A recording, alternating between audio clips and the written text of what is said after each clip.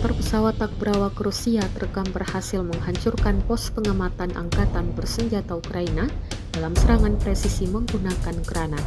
Rekamannya diunggah di Telegram pada Sabtu 29 Maret 2025. Serangan ini menyebabkan 3 prajurit Ukraina tewas di lokasi.